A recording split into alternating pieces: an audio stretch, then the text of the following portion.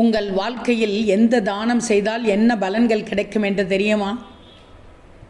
ஆட்டுபவனும் ஆடுபவனும் அந்த சிவமே. உங்கள் வாழ்க்கையில் எந்த தானம் செய்தால் என்ன பலன்கள் கிடைக்கும் என்பதை பாருங்கள். ஆடைகள் தானம்.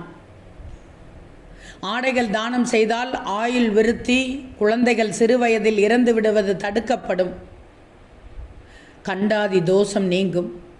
அவரவர் பிறந்த நட்சத்திர நாளில் ஆடை தானம் செய்வது மிகவும் நல்லது. வியாழக்கிழமை அன்று ஆடை தானம் செய்வதால் சுகபோக பாக்கிய விருத்தியும் உடல் வலிமையும் கிடைக்கும்.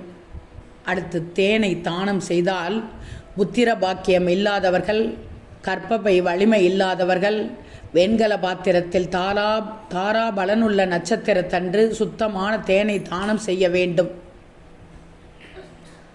நெய்யை தானம் செய்தால் பாவக்கிரக திசை நடப்பவர்கள், நோய் தொல்லையால் அவதிப்படுபவர்கள் வெண்கல கிண்ணத்தில் சுத்தமான நெய்யை தானம் செய்ய வேண்டும். சகல விதமான நோய்களும் தீரும். தீபத்தை தானம் செய்தால் இஷ்ட தெய்வ சன்னதியில் மாதம் ஒருமுறை 10 தீபம் ஏற்றினால் கண் கோளாறுகள் தீரும். ஏழை பிராமணர்களுக்கும் கோவில்களுக்கும் மின்விளக்கு வசதி செய்து கொடுத்தால் பார்வை திறன் எப்போதும் பாதுகாக்கப்படும். அரிசி தானம் செய்தால் பூர்வ ஜென்ம தோஷங்கள், தெரிந்தும் தெரியாமலும் செய்தவை விலக ஏழை அல்லது பிராமணர்களுக்கு அரிசி தானம் செய்யணும்.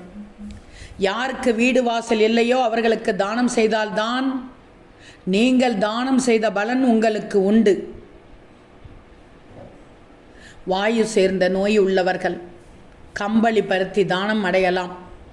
கம்பளி பருத்தி தானம் செய்வதால் வாயு சார்ந்த நோய் உள்ளவர்கள், வயது முதிர்ந்தவர்களுக்கு கம்பளி தானம் செய்வதால் நோய் தீரும். வெண்குஷ்டம் அறிகறி தென்பட்டால் பருத்தி தானம், பருத்தி உடைகள் அதிலிருந்து அதை கொடுத்தால் அதிலிருந்து மீண்டு விடலாம்.